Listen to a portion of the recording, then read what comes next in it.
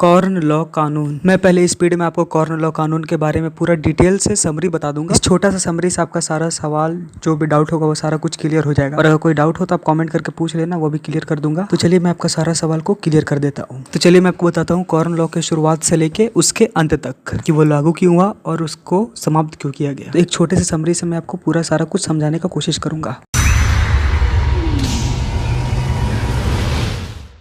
1815 ईस्वी में ब्रिटेन के कुछ बड़े भूस्वामियों ने सरकार पर दबाव डाला कि वे मक्के, गेहूं जैसे खाद्य उत्पादों के आयात पर रोक लगा दे। तो सरकार दबाव पे आके इन खाद्य उत्पादों के आयात पर एक कानून के द्वारा प्रतिबंध लगा दिया।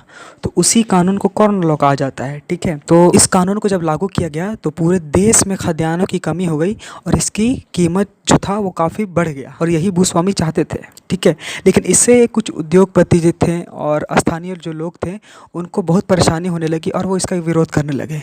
तो उनके विरोध के कारण सरकार को फिर से कॉर्न लॉ कानून वापस लेना पड़ा। तो 1815 ईस्वी में कॉर्न लॉ को लागू किया गया था और कॉर्न लॉ को समाप्त किया गया 1846 ईस्वी में। ये सवाल आ सकता है कि कॉर्न लॉ कब से कब तक लागू रहा और कब समाप्त हुआ। तो 1815 ईस्वी में लागू हुआ और 1846 ईस्वी में इसको समाप्त कर दिया गया। तो जब समाप्त हुआ तो क्या हुआ, इसके क्या प्रभाव पड़े, ये भी सवाल आ सकता है। ठीक है, तो कॉर्न लॉ के समाप्त करने के बाद बहुत ही कम कीमत पर खाद्य पदार्थों का आयात होने लगा। आयातित जो कीमत था वो इतना कम था कि जो ब्रिटेन में उत्पादन का में जो कीमत लगा था उससे भी बहुत ही ज़्यादा कम था।